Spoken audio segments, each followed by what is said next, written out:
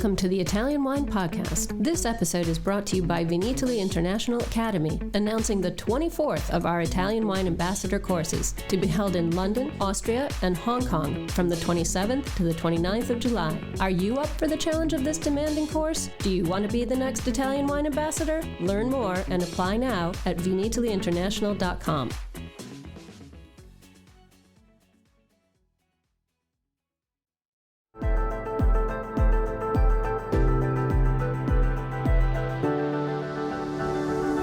Welcome to the Italian Wine Podcast. I'm Cynthia Chaplin, and this is Voices. Every Wednesday, I will be sharing conversations with international wine industry professionals, discussing issues in diversity, equity, and inclusion through their personal experiences working in the field of wine. If you enjoy the show, please subscribe and rate our show wherever you get your pods.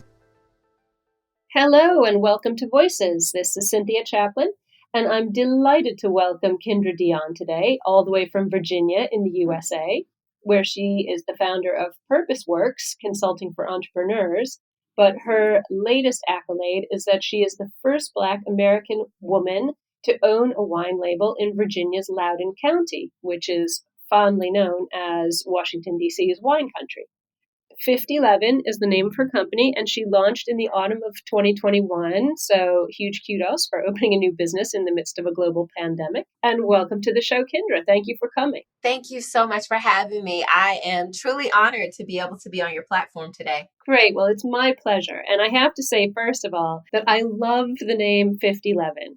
I believe it's slang for a lot of something, if I get that right. What inspired this name? It's a great name. It's so funny because I do a lot of things. In addition to having my consulting firm, I also volunteer. I teach youth entrepreneurship classes. I serve on many boards in our community, to include the new Ag School Board, which is an agricultural education program that teaches hospitality management and careers in all things agriculture in our community. I mean, I am constantly doing 50 Leven things all the time. And when I started the company, I knew what varietals and blends I wanted in the collection. I knew what I was going to call each bottle. I knew all of those things. But when my mentor asked me, have you selected a name yet? I was like, you know what, Doug, I've got 50 Leven things going on right now. I don't have time. And then it hit me. I'm like, oh my gosh, 50 Leven.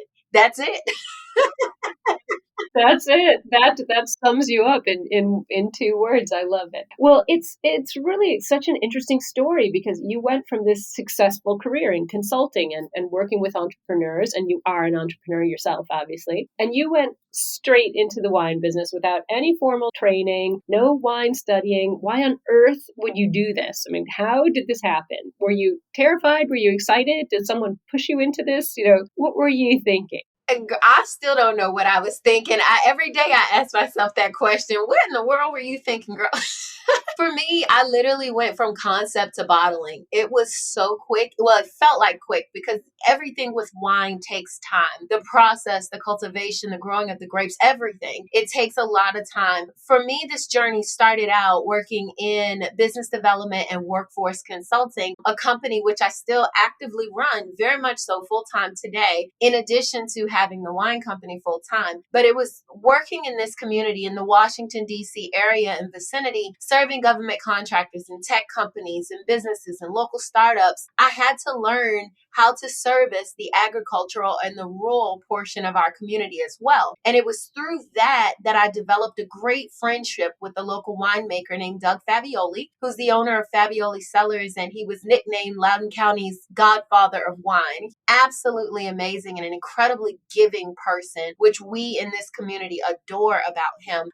Doug and I had many conversations about my interest in the business and me helping and contributing. So through this time, I started to develop my knowledge of the wine business and the business side of the wine industry. And he asked me one day, have you ever considered having your own wine company? And I told him, no. I do a lot of stuff. That's not something that I've considered. And the more we talked, the more I would have these moments where I would go to networking events and I would literally nerd out, because I would see people not finishing the wine in their glasses and I couldn't figure out what was going on. And in the most non-scientific way possible, I later realized that it was something happening with their palates and the food that they were eating at these social gatherings where people were just serving wine because wine looked sophisticated. It looked cool to have a glass of wine in your hand at this networking event. It had nothing to do with people's enjoyment of the product. It was just get something and poured in their glass. And that bothered me in a really weird way.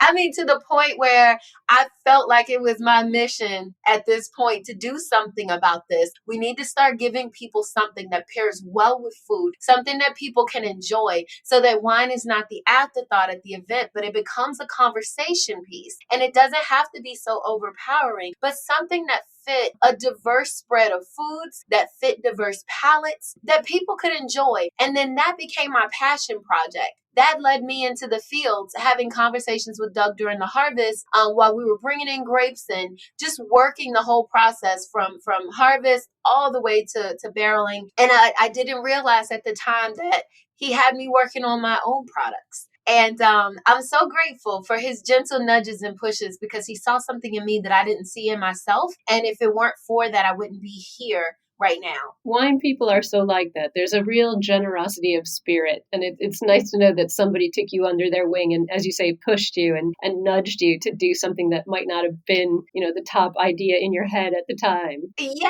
He would say to me all the time, your passion is so refreshing. He said, I've been in this industry for a long time, and you have people who come into this industry with different motives, but yours just seems pure and genuine. Like you genuinely want people to enjoy their wine experience. It's not about the money for you. And he was spot on. I was just passionate about helping people to explore something that just seems so unattainable. That's what drove me into this space, and I love it. I absolutely love it here. I'm so happy. You're the joy that you're getting from it comes right out. I'm like you. I hate seeing bad wine poured at events, and there's so much waste, and I really don't like waste. But I'm really interested in sort of how this is going for you now. I mean, I saw a quote from where you said you didn't have a degree in winemaking, you couldn't even produce the names on half the labels.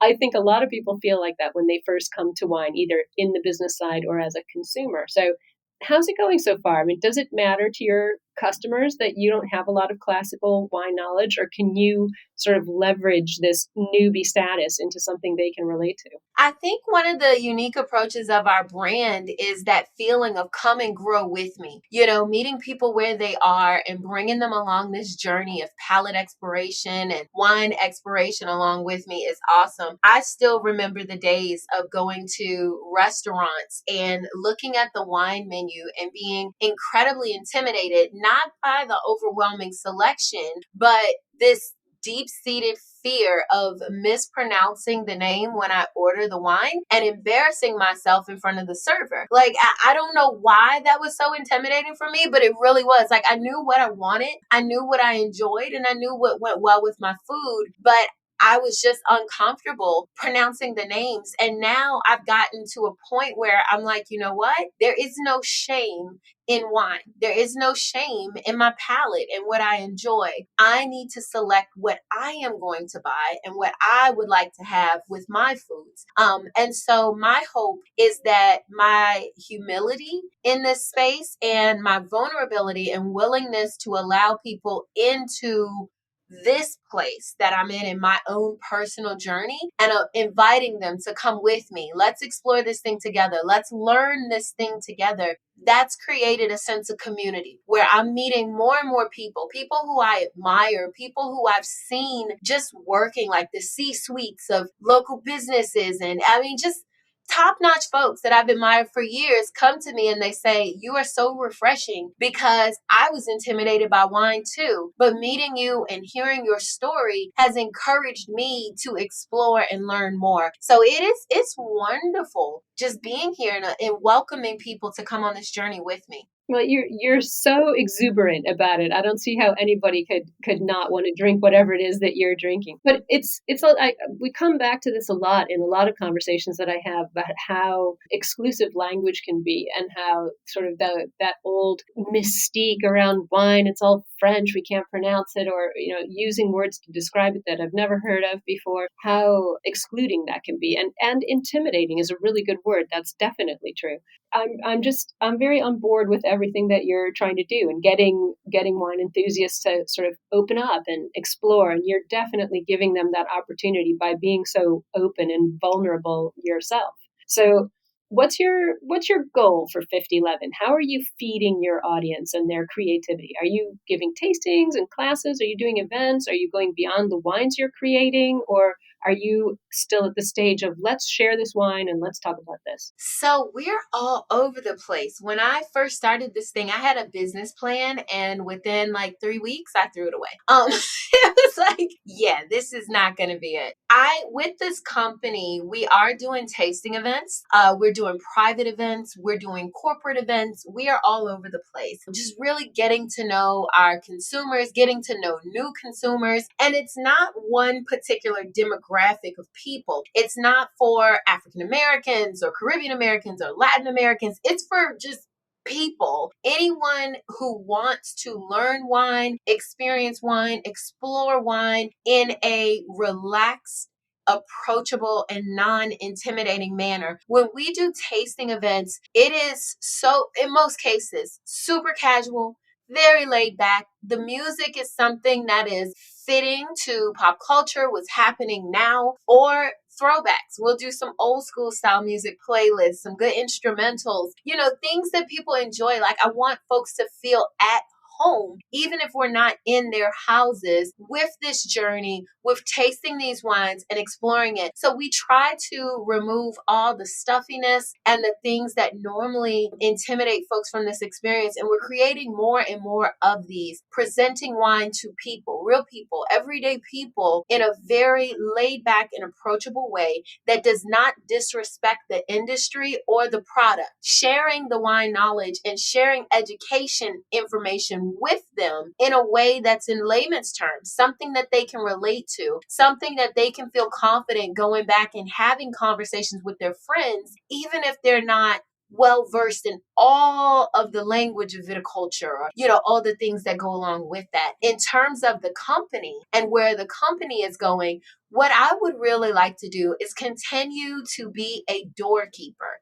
I want to open up the door for all the people, everybody, no matter who you are, no matter your background, no matter your upbringing, who want to explore careers in this industry. I would love to see more diversity in tasting rooms. When you walk in for a tasting, right now it's a very monochromatic scene, right? One group of people represented in every tasting room that you go into. I would love for the tasting rooms, especially in my community, but all over the world, to be representative of all consumers, not just some. I would love to see manufacturing and distribution and bottling and graphic design and labeling, all these things be reflective of the community of consumers who enjoy the product, and not so one-sided. That's what I would like. And that's one of the things that I hope to do with this company. Everybody's not meant to crush grapes. It won't be everyone's lot in life to put fruit in bottles. But some people might be the ones that are bringing us the bottles that our fruit goes in, or designing the labels, or producing and making the cork. So whatever it is, there's a place for everyone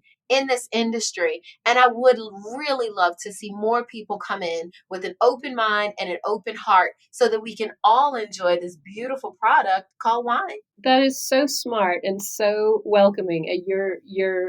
The way you tell your story is so authentic. I think anybody who tries to stop you better get out of your way. I'm really excited about your energy for 50 Leven and what you're doing. I know it's all about sort of your Richmond, Virginia upbringing, and you were talking about, listening to people and their palates and diverse food cultures and all of these things when you're creating your wine. Anybody who knows me, I'm very passionate about pairing Italian wines with foods that are not Italian. I love spicy food. I love Asian food. I love Mexican food. So I've spent a lot of time pairing Italian wines and sort of blowing people's mind with these weird pairings. Italian Wine Podcast, brought to you by Mama Jumbo Shrimp. Let's talk about your wines you're making. And you said at the beginning, right at the outset, you knew what you were going to pair these wines with. So tell me about your wines and where you were going with the pairings, because that's always the fun part. Absolutely. So one of the things that my mom used to say all the time is that confession is good for the soul, but bad for the reputation. So at the risk of ruining my reputation, I am going to tell you, I'm not the person who has cheese and crackers for dinner. That is not dinner to me. It's a nice snack, right? But I'm going to need something else. Like, that's me. I live in Italy. I don't eat cheese and crackers for dinner either. Exactly. So I understand from a cost and affordability standpoint why we do this with pairings. But for me, like my family, the people that I hang out with, most of the time, if we are having a dinner that's traditionally Southern American style cuisine, that's your barbecues, whether it be barbecued ribs, barbecued chickens, fried foods, really rich gravies and sauces. Like, oh my gosh, the flavors are incredible just in the southern region of America. Then when you start taking in, like some of my friends are from the islands, right? Jamaica and St. Croix and the Caribbean, just all parts of the Caribbean. Their cuisine is just boom, boom, pow, filled with flavors. I also have friends from India and, they're always introducing their foods. And most of the time, no matter which culture I'm having dinner with, it's some form of alcohol being served. And in most cases, majority of the time, it's not wine that's being pulled out. It's either like some type of a distilled liquor, like whiskeys, rums, those types of things, vodkas, beers, those types of drinks. That's what we're having with our dinner. And I'm like, why are we not drinking wine? And I realized if you're not certain, or if you're unsure about what you're selecting when you go to the wine shop or the grocery store or the local winery, wherever you purchase wine from, if you're not completely sure what to get and you're embarrassed because you don't want to ask a question that might make you appear incompetent or less than or whatever, because it can be intimidating, right? If you don't know what to ask and you don't know what you're looking for, you default to what you know. And what I realized was that people were selecting drinks that fit the profile of the food. So the acidity level, the salt level, the heat level, the sweet level, the drinks usually complemented the food. So I was like, well, what if I presented a collection of wines where I take those things into consideration when I put it together? So as I was testing the wine, I'm testing it with my grandmother's recipe for macaroni and cheese. I'm testing it for fish and grits. That's something that we love in the South, right? Shrimp and grits, fish and grits, anything with grits. It's wonderful, right? And I love, like, oh my gosh, I went to an HBCU, which stands for Historically Black College or University in the South, called Winston-Salem State University. One of my favorite things at our tailgates was the fried fish on a thick slice of Texas toast bread, which is like white bread, but really, really thick. And then hot sauce, right? Sounds crazy, very country. I know, I am who I am. But you have that with the sweetened iced tea, or you have it with a beer. You don't have it with wine. I wanted to create a collection where I could have a fried fish sandwich at an HBCU tailgate with a glass of my cool, refreshing pear wine, and it tastes amazing, and the flavors not compete with each other. These were the things that I was thinking when I was pulling this together, and I'm so proud of what I was able to present. So now when we do tasting events, we bring in that real food. We bring in Caribbean chefs and seafood chefs and soul food chefs and Thai chefs and Indian chefs, all of these different types of cuisine, so that we can show people how this food really does work well with diverse cuisine. Oh, Kindra, I am absolutely starving now. Absolutely starving. But you really are singing my song. I think this is such a great way to, as you said, be a doorkeeper and open the door for more people to get into wine. If there's wine that's going to pair with some food that they would naturally and normally eat every day and they're really comfortable with, then finding a wine that is going to pair with it is really exciting. So you said you've got a pear wine. I know you've got a Petit Manseng and a Bordeaux style. Let's talk about this. So your Petit Manseng, tell me about that. What was your thought with that one as you were sort of getting ready to go with it? I am fascinated with the Petit Manseng grape. It grows really well in Virginia. We actually source that grape from a farm in Warrenton, Virginia, which is about maybe 30 minutes from where I live and the vineyard where we process our grapes. This particular grape to me reminds me of a tropical vacation. I'm the person where during harvest, I'm probably eating more grapes than I'm putting in the baskets because I just love it. I'm fascinated by it. And whenever I bite into a Petit Manseng grape, I get, before it's even bottled, before it's processed, before anything, I get tropical notes from it. It reminds me of a tropical vacation. I get apricot, I get mango, I get banana, I get all of those wonderful flavors. And every single time, it makes me want jerk chicken sliders or rice and peas or plantains. That's what I want. It makes me want oxtails. It makes me want escovitch fish. Like, it makes me want all those traditional dishes, kalaloo, those veggie patties or beef patties. Like, that's what I think of when I have that Petit Manseng grape. And I'm like, as much as I love Caribbean food, I think I should be doing this. Like, even mofongo, things like that. Oh my gosh, girl, now I'm hungry. But that's what I think of when I think of that Petit Manseng. So when I had the opportunity to select the different grapes for the varietals or blends that I was putting together, I knew I had to have it. I knew that had to be a part of the collection because it is, to me, it is the perfect complement to Caribbean cuisine simply because it is an off-dry, but those bright fruit flavors make you think. It's like it tricks your mind into thinking that it's actually sweet just because the fragrance, the aroma is just so bright and pretty and tropical. Oh my gosh, it's to me, it's a perfect compliment. Well, this is just fantastic. I love this approach, tipping the whole thing upside down. Instead of saying, here's my fine wine, now find something to pair with it. You've gone with, here is my food. This is the food that makes me happy, and I'm going to make a wine to go with it. I really love that. You just burst onto the scene only a couple of months ago. In a county that's, pretty rich with wines. There's like 40, 50 wineries in Loudoun County. You haven't got a vineyard. You're not an old family business. You've got a really innovative sort of pairing philosophy. But do your clients appreciate what you're doing, like really focusing on the wine? Do they come to you and they're looking for something else and you have to, sell yourself? Or do they come to you looking for this? Focus on wine with food that they love. I think right now, and again, it goes back to my mom saying, confession is good for the soul, but bad for the reputation. So here I go again, Cynthia. I'm throwing myself out there. I think that the fascination of me and who I am and what I represent in this space is the initial draw of people. And that's being 100% honest and transparent. I think in the very beginning, like those first couple of weeks where we previewed the products and we entered the market, I think it was the novelty of the first Black female winemaker in this county coming out. I think that was the initial draw. When folks got in and that wine touched those palates, it was like, oh, wait a minute, this is good.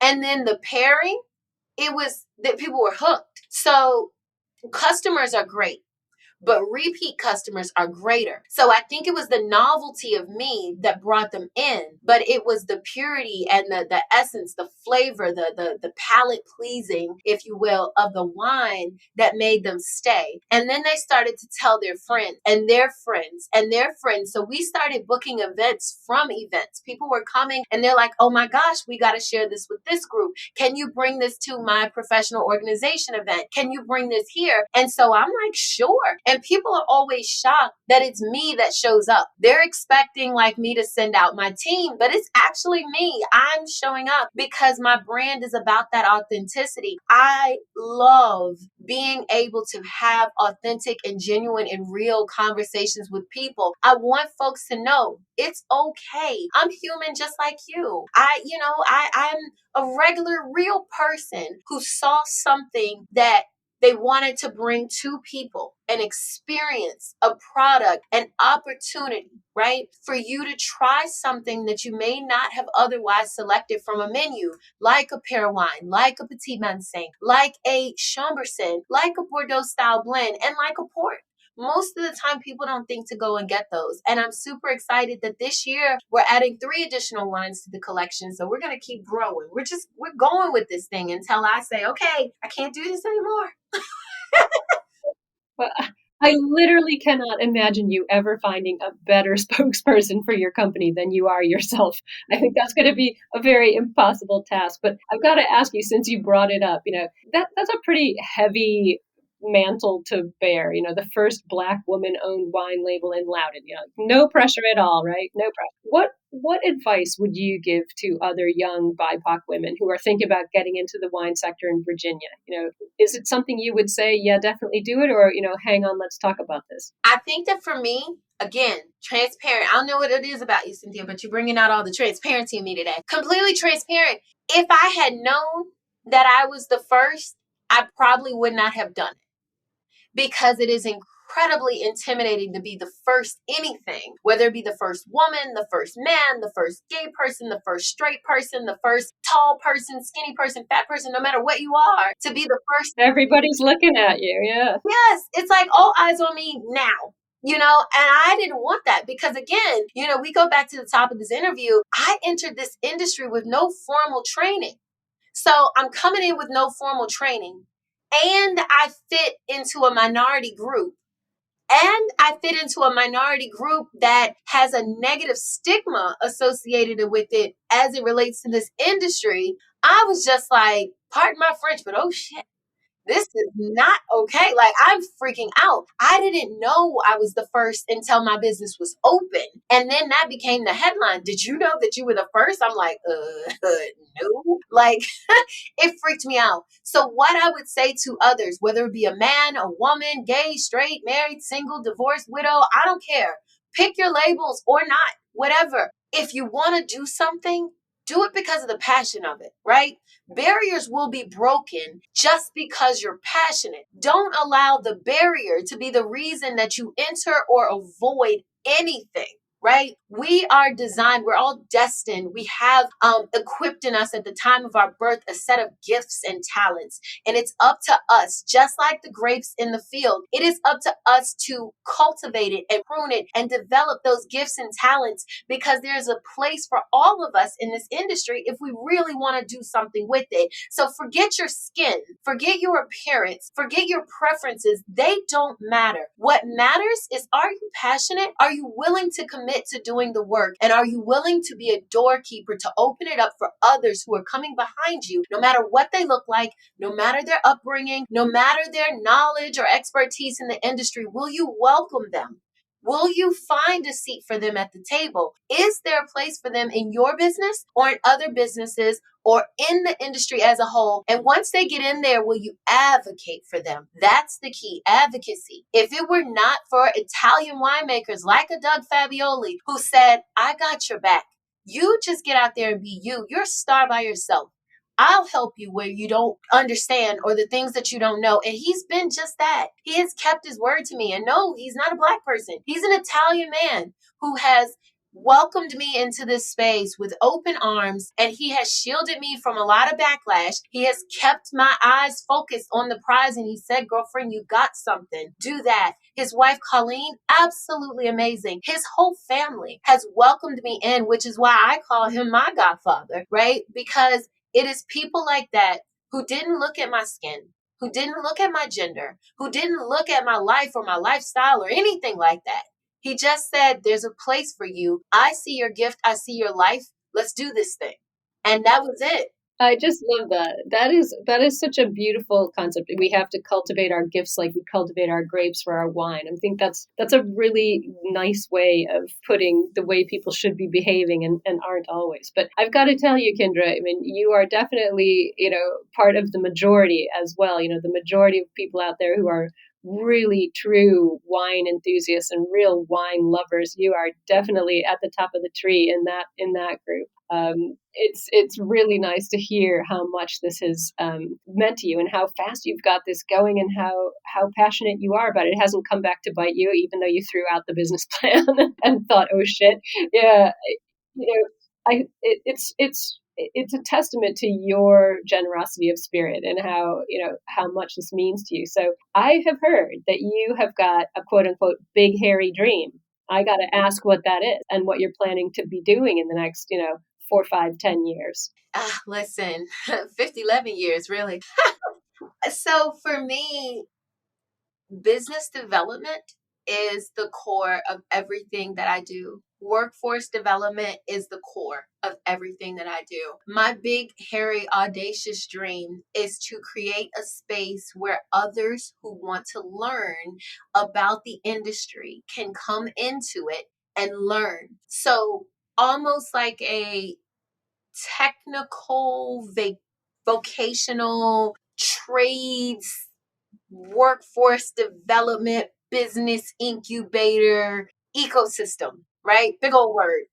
I want something like that where no matter who you are, no matter how old you are, right? Because we're not going to be drinking alcohol. I just want them to learn that there's an industry. So whether it be a young entrepreneur who aspires to do something in this space or contribute to the space, or whether it be a seasoned entrepreneur or a second generation entrepreneur. To me, a second generation entrepreneur is a person who has worked a traditional career, retired, and now they're looking for their second win. That to me is a second generation entrepreneur. So that person, I want them to have a place where they can come, explore, and experience without judgment, without criticism, without ridicule, but just looking around the insides of the industry, not with me as the expert, but with a team of people who want to give back in this way. I want to create that space for people and we see what happens. Maybe we produce a whole lot of tasting room managers or some great customer service folks that work in tasting rooms or some incredible distributors who are kind, who are generous, who are thoughtful. Maybe we create the world's best graphic designers of bottles and cans. I don't know. It's going to be awesome, whatever it is, because people will have a chance to enter an industry and explore career opportunities and opportunities to start businesses so that we can take this big old wine vehicle and make it more accessible to a lot of people. I think that is a grand dream. That is a grand, grand dream. I love it. And from the sounds of it, I think you're already well on your way. Got to find a better name for it, however. Now, listen, before I let you go, I've got to ask my famous final question. And since you're a newbie in wine and discovering wine and being immersed in all things wine, branching out, have you found a favorite Italian wine yet? So I have a crush on that Sangiovese. I'm not even going to lie. That's my thing. Right. Pun intended. I got a crush on Sangiovese. But I really like wines that come from local producers. And we don't get a lot of locally produced Italian wines here in the US. So for me, I'm really looking forward to the day where I can come to Italy and meet you and your amazing team and some other awesome people and just explore some of the small local produced Italian wines and really discover the one that I love the most that way. That's what I want to do. Well, you are welcome anytime. I would be the welcoming committee to take you around and see some local producers. And you can hunt down some Italian wines made in the States up in Oregon. They're doing a lot. So take a look. But it has been so great to talk to you and to hear your enthusiasm. And I hope that you maintain this ebullience that you have and your love for this. I hope it grows and grows because you are a force to be reckoned with. Thank you so much. It is truly an honor to be able to be here on this platform and to share with your audience and others. And I hope that this conversation is just the beginning and that anyone who ever had a dream of working in this industry will hear me and my lack of experience and what I've done and let that be inspiration to not let anything or any obstacle or any barrier prevent you from going after what it is that you want to do. Thank you so much for coming on today. I really appreciate it. Thanks for listening to this episode of Italian Wine Podcast, brought to you by Vinitaly Academy, home of the gold standard of Italian wine education. Do you want to be the next ambassador? Apply online at vinitalyinternational.com for courses in London, Austria, and Hong Kong, the 27th to the 29th of July. Remember to subscribe and like Italian Wine Podcast and catch us on SoundCloud, Spotify, and wherever you get your pods. You can also find our entire back catalog of episodes at ItalianWinePodcast.com.